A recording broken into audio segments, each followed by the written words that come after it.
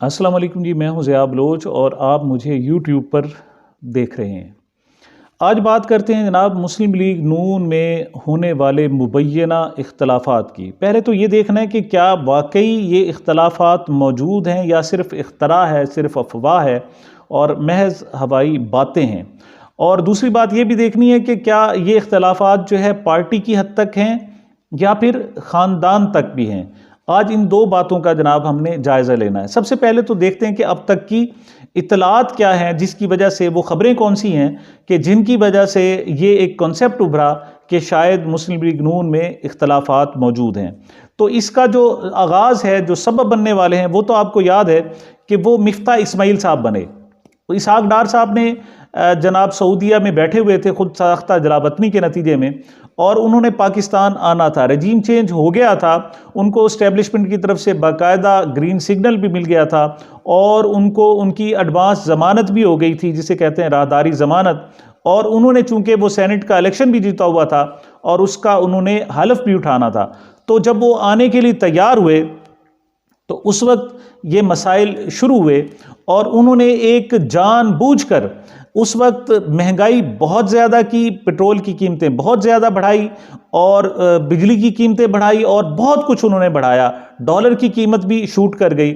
उस वक्त जो वज़ीर ख़जाना थे वो मिफ्ता इस्माइल साहब थे, जो कराची से ताल्लुक़ रखते हैं और देरीना जनाब रहनुमा हैं, कारकुन हैं, वर्कर हैं जनाब मुस्लिम लीग नून के।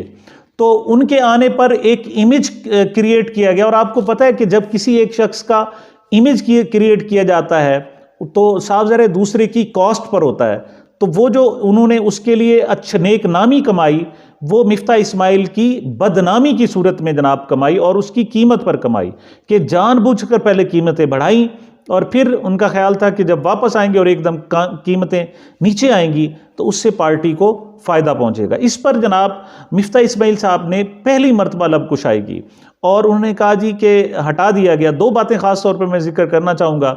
उसने कहा जी कि इसहाक डार साहब इस वजह से ज़्यादा अहम है क्योंकि वो जनाब नवाज शरीफ साहब की बेटी के ससुर हैं, उन्होंने आपस में रिश्तेदारी की हुई है।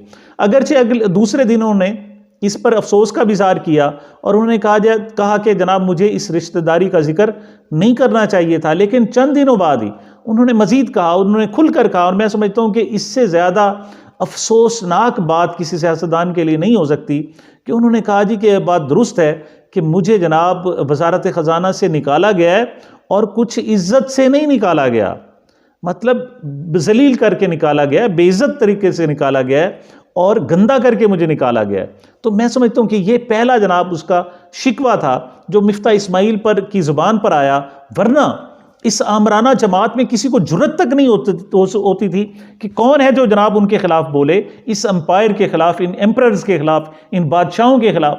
और ख़ास तौर पर ऐसी सूरत में कि जनाब ये मौरूसी पार्टी हो, जब ख़ानदानी पार्टी हो। यहाँ सूरत हाल ये हो कि जनाब एक भाई वज़ीर आज़म ही बनेगा तो दूसरा भाई ही वज़ीर आला बनेगा, यानी पहले खुद वज़ीर आला, फिर खुद वज़ीर आज़म और फिर भाई को जितनी भी टर्म्स मिली जनाब उसमें भाई को ही वज़ीर आला बनाया गया। और फिर जब वो टर्म ख़त्म हुई और एक और की बारी आई तो उसमें भी किसी तीसरे को, किसी को भी नहीं लाया गया, बल्कि अपनी भतीजे हमजा शहबाज साहब को लाया गया। और एक अजीब सा तमाशा बना, बल्कि मजाक बना पूरी दुनिया में कि देखें जी ये पूरा ख़ानदान का ख़ानदान ही जनाब हुक्मरान है, बाप को वज़ीर आज़म बनाया हुआ है और बेटा जनाब सबसे बड़े सूबे का वज़ीर आला बना। एक मरतबा नहीं, 3 मरतबा जनाब उसको, यानी उसको उतारा जाता लेकिन फिर जनाब उनको उठाकर वज़ीर आला बना दिया जाता। और जो ही वो वज़ारत आला उनकी ख़त्म हुई तो वो उठ यहाँ से चले गए और आजकल वो लंदन में मुकीम है और बैरून मुल्क हैं। तो मैं समझता हूँ कि ये जो कंसेप्ट था, इससे जो पहली मर्तबा शेक हुआ, ये इसे उस वक्त तो शायद मामूली समझ लिया गया कि सारे जनाब हमारे रियाया हैं, सारे हमारे ग़ुलाम हैं और हमारी ग़ुलामी करती हैं, किसी को जुर्रत कैसे हो सकती है कि वो इसके ख़िलाफ़ बोले। लेकिन लोगों ने फिर बोलना शुरू कर दिया। मिसाल के तौर पर इसी वज़ीर आज़म के बेटे ने जनाब सुलेमान शहबाज ने एक ट्वीट किया। उसने कहा जी कि इसहाक डार साहब जो वज़ीर ख़जाना है वो तो बहुत अच्छे हैं, लेकिन इससे पहले जो 3 वज़ीर ख़जाना थे वो जोकर थे। वो उनमें कौन कौन थे जनाब, उसमें सेकंड जो मतलब लास्ट थे वो तो वही उनके मिफ्ता इस्माइल साहब थे, उन पर डायरेक्ट हिट किया गया। तो इस पर सबसे पहले अगर कोई शख्स बोला है तो वो शाहिद खाकान अब्बासी साहब बोले हैं, और उन्होंने कहा जी कि वज़ीर आज़म, देखिए वज़ीर आज़म के बेटे के ख़िलाफ़ बोलना ये भी कोई छोटी बात नहीं है।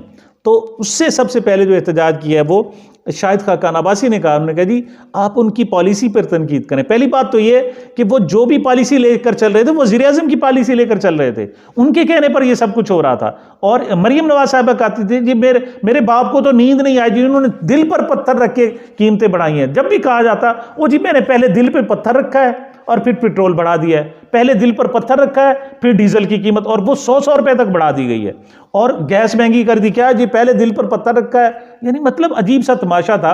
उसमें वजीर खजाना का रोल क्या था? वो आपके अपने किरदार थे, अपनी थी, और आपने निशाना उसको बनाया और फिर आप उसको जोकर कह रहे हो। तो शाहिद खाकान साहब ने सबसे पहले ये उसके खिलाफ आवाज उठाई। तो ये दूसरी वजह है जो जाहिर करती है कि मुस्लिम लीग नून में सब अच्छा नहीं है।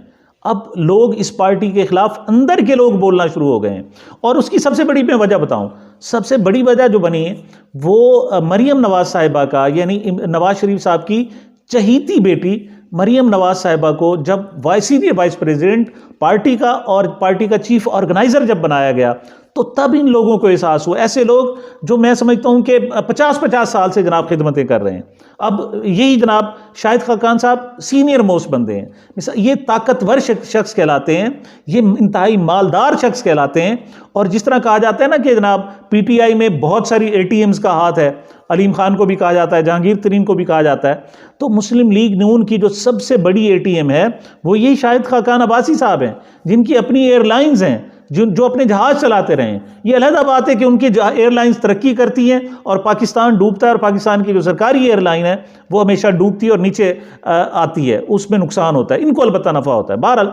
लेकिन वो इस पार्टी पर इन्वेस्ट करते रहे हैं और वो इनके ख़ानदान पर इन्वेस्टमेंट करते रहे हैं। अगरचे उन्होंने इनको डम्मी वज़ीर आज़म बनाया था, लेकिन अब एक लड़की को जनाब आप कायद मान लेना और जनाब उसके बच्चों की भी खिदमत करना, मैं समझ तो बहुत तकलीफ दे होता है। और शायद इस मरतबा तकलीफ महसूस की, सबसे पहले जो ये तकलीफ महसूस की थी वो चौधरी निसार साहब ने महसूस की थी। सबसे पहले उसने कहा था जी मैंने आपके बाप की नौकरी की, आपकी भी चाकरी करते रहे, लेकिन अब आपकी औलाद की चाकरी नहीं हो सकती है हमसे। और वो अलहदा हो गए, और वो भले मांस अभी तक बैठा हुआ है, उसको कौमी असम्बली में जानबूझकर हराया गया, और वो आज़ाद उम्मीदवार था, एमपीए बना, लेकिन वो कभी भी उसने शामिल नहीं हुआ, बल्कि बाअमरे मजबूरी जाकर उसने पंजाब असम्बली का हल्फ उठाया, वरना उसकी इस सीट को ख़त्म करने लगे थे।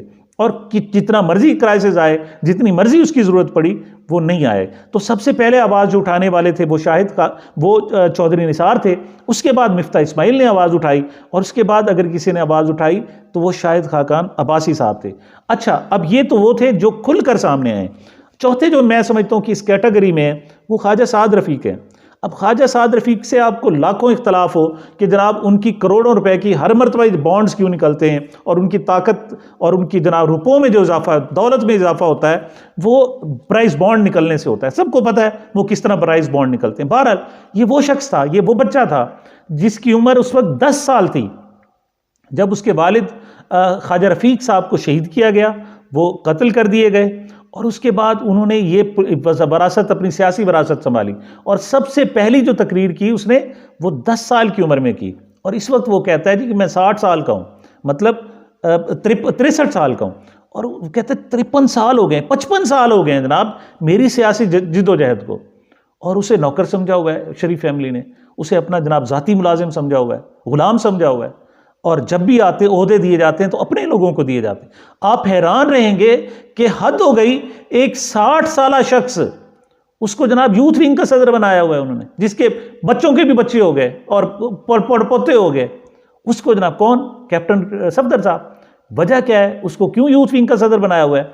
कि वो दामाद है जनाब। जब दामाद की पार्टी हो और वहाँ ओहदे दामाद की बुनियाद पर दिए जाते हो, समधी पर दिए जाते हो, तो आखिर कभी किसी ना किसी का तो ज़मीर कम अज़ कम जागेगा ना। जो ख्वाजा साद रफ़ीक को नज़रअंदाज किया उन्होंने, तो ख्वाजा साद रफ़ीक साहब बाकायदा बोले भी सही। उन्होंने एक इंटरव्यू में कहा, उसने कहा मुझे अब किसी ओहदे की लालच नहीं, क्योंकि मैं तो इंतहाई मायूस हो गया हूँ, मुझे तो मतलब शर्म आ रही है। उसने कहा कि ये जो चीचक ज़दा जनाब जमहूरियत है, उसने लफ्ज़ इस्तेमाल किया, ये ख्वाजा साद रफ़ीक थे। उसने कहा जी ये जो चेचक ज़दा ये जमहूरियत है उसकी जो बुनियादी वजह है वो 3 उन्होंने गिनवाई। उन्होंने कहा जी सबसे पहले हमारी मोरूसी सियासत है कि हम अपने ख़ानदान से बाहर जमहूरियत को जाने नहीं देते, बस उस घर में पड़ी हुई है जनाब, घर की लौंडी है, वो जमहूरियत है। और दूसरा जो उसने कहा जी इस्टेब्लिशमेंट की मुदाखलत है जिसकी वजह से ये चेचक ज़्यादा है। और तीसरा जो उन्होंने बताया, उन्होंने कहा जी वो हमारे जजेस का वो नज़रिया ज़रूरत के तहत फ़ैसले करना है, तो जिन्होंने इस जमहूरियत का चेहरा बिगाड़ा हुआ है और उसे ख़राब किया हुआ है, तो बदबूदार किया हुआ है, नंगा किया हुआ है मतलब। तो चौथे जो शख्स थे जिन्होंने इस मरूसियत के ख़िलाफ़ आवाज़ उठाई और वो ख्वाजा साद रफ़ीक थे, लेकिन वो दिल के बहुत थोड़े हैं जनाब। उन्होंने क्या किया, उन्होंने अगले दिन ही 3-4 बयानात, ट्वीट्स, और मैं समझता हूँ वो घटिया किस्म के ट्वीट्स थे, सिर्फ इस एक बात को कंपनसेट करने के लिए जी, और नहीं जी बस वो मेरे मुंह से चूंकि निकल गई, वरना मैं तो आपका ताबेदार हूं, मैं तो इमरान खान का सबसे बड़ा मुखालिफ हूं। सिर्फ अपनी मुखालफत जाहिर करने के लिए उसने होर सुनाओ जी, अब फिर मिलांगे जनाब, मिसाल के 35 पंक्चर का अब ना कहना जी, और वापसी का कैसे मजा आया जी। मतलब ये ख्वाजा साद रफ़ीक का स्टाइल नहीं है, लेकिन उसने वो चूंकि एक बयान दे चुका था और फंस चुका था, और उसे पता है कि ये लोग बर्दाश्त नहीं करेंगे, चाहे नवाज शरीफ हो, शहबाज शरीफ हो, उसके बेटे हो, उसके बेटियां हो, वो मुझे किसी सूरत बर्दाश्त नहीं करेंगे। तो उसने कंपेंसेट करने की कोशिश की और इमरान खान के खिलाफ बयान दिए। मतलब दिल का थोड़ा है लेकिन बात कह दी, मैं समझता हूँ। और अब अगर उसे पता है कि मुझे इसकी सज़ा मिलेगी और वो उसके लिए ज़हनी तौर पर तैयार भी होगा। तो चौथी जो आवाज़ है वो जनाब 2 लोग हैं, एक राना सनाउल्लाह साहब हैं। राना सनाउल्लाह के बारे में तो ये है कि उन्हें लंदन बुलाकर बाकायदा बेइज्जत किया गया और उन्होंने कहा जी तू की राना की करदा फिरदा है, तू मुच्छा रख के जनाब की सूरत हाल बनाइए। तो इस पर जब राना साहब का भी कहते हैं कि उस वक्त लंदन में जाकर सब्र का पैमाना लबरेज हो गया और उसने कहा जी अगर ऐसी बात है तो मैं इस्तीफ़ा दे देता हूँ। तो जब इस्तीफ़ा देने की बात आई तो फिर मरियम नवाज़ बोली, उन्होंने कहा नहीं जी राना साहब माशाल्लाह आप ठीक चल रहे हैं और आप तो हमारा एसेट्स हैं, एहसास है। उन्होंने आकर उसे कंपेंसेट किया। तो 5वें जो हैं वो राना सनाउल्लाह साहब हैं जनाब, लेकिन वो कहते हैं ना क्या कलेजा है तेरे आशिक का, गालियाँ खा के बदमज़ा ना हुआ। तो राना सनाउल्लाह साहब की बहुत बड़ी कमज़ोरी हैं, बहुत ज़्यादा कमज़ोरी हैं, लिहाजा उनसे अफोर्ड नहीं हो सकता कि मुस्लिम लीग उनको छोड़ें, लिहाजा वो गालियाँ खा के भी उस पुरानी तनख्वाह पर काम करने के लिए तैयार हैं। अच्छा जी, और 5वां जो दबे दबे लफ्ज़ों में दिल में वो कहते हैं ना जी कि दिल में बुरा समझते हैं कि अब मैं जनाब ख्वाजा आसिफ साहब हैं वो, कि मैंने जनाब ख्वाजा शरीफ साहब की जनाब सारी ज़िंदगी खिदमत की, मियाँ शरीफ साहब की, फिर उसके बाद नवाज शरीफ की, फिर मुझे शहबाज शरीफ की करनी पड़ी। मतलब मैं वज़ीर आला नहीं बन सकता था, मेरे अंदर क्या कीड़े पड़े हुए थे कि जनाब शहबाज शरीफ और उसके बाद हमजा को वज़ीर आला बनाना था, उसे नहीं बनाना था। तो वो दिल में समझते तो हैं लेकिन इतनी जुर्रत नहीं है उनमें कि वो बात कर सकें। और वो कहते हैं ना जी आखिरी उम्र में इज़्ज़त सादात भी गई, वो इज़्ज़त सादात जाने नहीं देना चाहते, वरना ये इख्तलाफात मौजूद है। अच्छा, तो ये इख्तलाफात वो थे जनाब मुस्लिम लीग नून के अंदर जो विद इन पार्टी हैं, लेकिन जो मरूसी ख़ानदान होता है, मरूसी सियासत होती है और मरूसी पार्टी होती है, उसमें सिर्फ ये नहीं होते इख्तलाफात, वो ख़ानदान के अंदर भी इख्तलाफात होते हैं। तो जनाब नून लीग के अंदर भी इख्तलाफात मौजूद हैं। उससे पहले कि मैं इख्तलाफात का जिक्र करूं, एक चीज़ मैं अप्रिशिएट करना चाहूँगा कि दोनों भाइयों ने अपनी ज़िंदगी गुजार दी, वो शहबाज शरीफ हों और नवाज शरीफ हों। तो वो छोटे थे और बड़े थे, और ये वो कहते हैं ना जी कि जब दौलतमंद हो ख़ानदान और उसकी ग्रिप हो तो वो किसी को चू नहीं करने देता। तो मैं समझता हूँ कि मियाँ शरीफ साहब थे जिन्होंने कभी सारी ज़िंदगी इनको चू नहीं करने दी। यही वजह है कि उसके बाद भी उनको बहुत मरतबा इस्टेब्लिशमेंट ने कहा शहबाज शरीफ को कि आप जनाब आएँ उनसे बगावत करें, लेकिन उन्होंने नहीं की। मैं समझता हूँ कि बहुत अच्छा उन्होंने अपने भाई के साथ वक्त गुजार लिया और अब तो बहुत थोड़ा रह गया। लेकिन जो उसकी औलाद है उन्होंने एक दूसरे का शरीका समझा है। उनमें सर फहरिस्त में बताऊँ जनाब, वो है हमजा शहबाज और मरियम नवाज साहिबा। उनकी ना आज तक बनी है और ना बनेगी। यहाँ तक कि जब उनको वज़ीर आला बनाया जाना था तो मैं समझता हूँ कि उस वक्त सबसे ज़्यादा मुखालफत मरियम नवाज़ ने की थी, जिस पर लंदन से शहबाज शरीफ ने भाई की शिकायत की कि देखें जी हमारी अपनी भतीजी जनाब मेरे बेटे को वज़ीर आला नहीं बनने दे रही। तो वहाँ से शटअप कॉल आई और उन्होंने कहा शर्म करो, वो जब भी उसको वजारत आला से हटाया जाता है आपकी हंसी नहीं रुकती, आप खुश हो रही होती हैं जनाब, आप वाह वाह कर रही होती हैं, आपके लड्डू फूट रहे होते हैं, आपकी ज़ुबान भी माशाल्लाह उस वक्त चल रही होती है और खुशियाँ आया होती हैं। तो दिखावे के लिए सही, कम से कम थोड़ी सी अफसरदगी का इजहार करो, थोड़ी सी मजम्मत करो, तो तब जाके मरीम नवाज़ थोड़ा सा हटी थी, वरना उनके अंदर वो शरीका मौजूद है। और आप देखेंगे यही शरीका था जो मोनस इलाही और शुजात के बेटों में है, परवेज़ इलाही और शुजात के बेटों में, वो भी शरीका है जिन्होंने एक दूसरे के साथ गैप पैदा कर दिया और एक साइड पे चला गया, दूसरा ख़ानदान दूसरी साइड पर चला गया। लेकिन आखिरी बात मैं आपको बताऊं कि मुस्लिम लीग नून के अंदर सिर्फ ये नहीं है कि पार्टी की सतह पर इख्तलाफात हैं, ये नहीं है कि सिर्फ ख़ानदान के अंदर इख्तलाफात हैं, बल्कि मरीम नवाज़ के अपने भाइयों से भी नहीं बनती। ये भी जनाब आपको याद होगा कि 6 माह पहले बाकायदा एक रिपोर्ट आई थी और उसमें जनाब उन्होंने जायदाद की तकसीम पर खासी ले दे हुई, उन्होंने कहा जी आपको हम पाकिस्तान में आप सियासत कर रही हैं, बस वहीं तक महदूद रहें, आपको लंदन वाली और दूसरी जो जायदादें उसमें से आपको हिस्सा नहीं देने वाले। तो इस पर खासी ले दे भी हुई, लेकिन चूँकि मियाँ नवाज शरीफ साहब बैठे हैं लिहाजा वो अपने बेटों को चू नहीं करने दे रहे और उनको वो मुँह उनके बंद किए हुए हैं। लेकिन आप देखिएगा कि जब जबर होता है ना जी, और जब आप एक जबर के साथ लोगों को दबाते हैं और कोई भी आपका बिगाड़ नहीं सकता, जिसे इसी ख़ानदान को सिसिलियन माफिया हमारी सुप्रीम कोर्ट ने करार दिया था। तो जब सिसिलियन माफिया के खिलाफ जब कोई और कुव्वतें नहीं आती तो फिर वो अंदर से टूट फूट का शिकार होती है, और मैं समझता हूँ कि ये टूट फूट शुरू हो गई है। और इमरान खान साहब ने भी पहली मरतबा कहा है, उसने कहा कि मुझे जो अंदर के इख्तलाफात हैं वो संजीदा नज़र आ रहे हैं, और ये जो जनाब 3 लोग ख़ास तौर पर मिफ्ता इस्माइल, शाहिद खाकान और उधर से पीपल्स पार्टी के जनाब मुस्तफ़ा नवाज़ खोखर साहब मिलकर अब बाकायदा हम ख्याल बनकर वो अब मूव्स चला रहे हैं। ये नहीं ये घर बैठे, अगर से जनाब शाहिद खाकान साहब ने कहा जी कि मेरे इख्तलाफात जब होंगे मुझे निकाला जाएगा तो मैं घर चला जाऊँगा, लेकिन उनके घर जाने के आसार नज़र नहीं आ रहे। वो खड़ा हो गया है और उसने अपनी इब्तदाई फ़ोरम भी तश्कील दे दिया है, और उसके पास पैसा भी है, उसके पास तजर्बा भी है, और सबसे बड़ी बात उसे इस्टेब्लिशमेंट की हिमायत भी हासिल है। तो ऐसा नहीं है कि वो जनाब वो बिल्कुल दब जाएगा और घर जाकर जनाब गुमनामी की ज़िंदगी गुजारेगा, वो ऐसा नहीं करेगा। हाँ, अलबत्ता इनकी कोशिश है कि उसको जिस कदर भी जल्दी हो मना लिया जाए, लेकिन उसकी गुंजाइश नहीं बनती। वजह क्या है कि पार्टी का सारा इंतज़ाम और सारे के सारे इख्तियारात तो मरीम लेक को दे दिए गए, उनके हवाले कर दिए गए। यहाँ तक इख्तियार दे दिया गया कि वो पुराने जिन अंकल से जान छुड़ाना चाहती हैं छुड़ा लें। तो सबसे ज़्यादा जो बेहतरीन चाकरी कर रहे हैं वो परवेज़ रशीद साहब, उन पर तो कमाल है जनाब, वो तो इनके पाँव धो धो कर जो ना पी रहे हैं और कोई कमी नहीं छोड़ी।